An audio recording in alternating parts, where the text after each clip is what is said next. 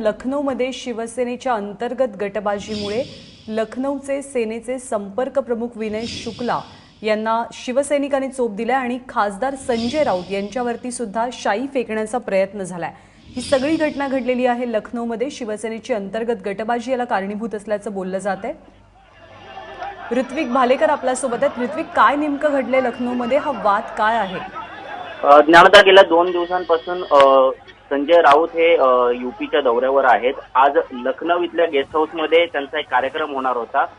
मात्र लखनौचे जे संपर्क प्रमुख आहेत विनय शुक्ला यांच्या विरोधात तिकडच्या स्थानिक शिवसैनिकांचा प्रचंड रोष होता। त्यांनी गेले काही महिने उत्तर प्रदेशच्या शिवसेना पक्षांतर्गत बरेच गैरकारभार केले असल्याचा त्यांच्यावर आरोप आहे।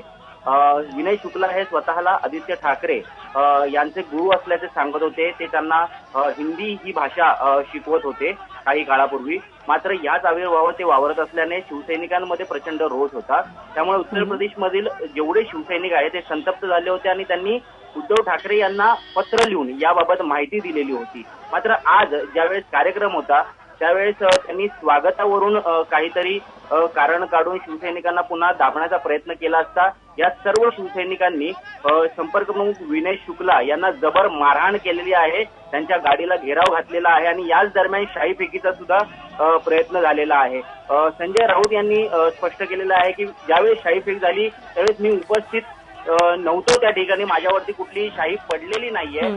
मात्र या सगळ्यामुळे पुन्हा एकदा उत्तर प्रदेश मधल्या शिवसैनिकांची अंतर्गत गटबाजी आहे ती समोर आलेली आहे। ज्ञानदा, ऋत्विक, धन्यवाद या सगळ्या माहितीबद्दल। तर लखनौ मधला हा सगळा प्रकार आहे। संजय राऊत यांच्यावरती शाई फेकीचा प्रयत्न झाला आणि शिवसेनेची अंतर्गत गटबाजी या सगळ्या वादाला कारणीभूत असल्याचं बोललं जाते आणि संपर्क प्रमुख विनय शुक्लाला सुद्धा शिवसैनिकांनी चोप दिलाय।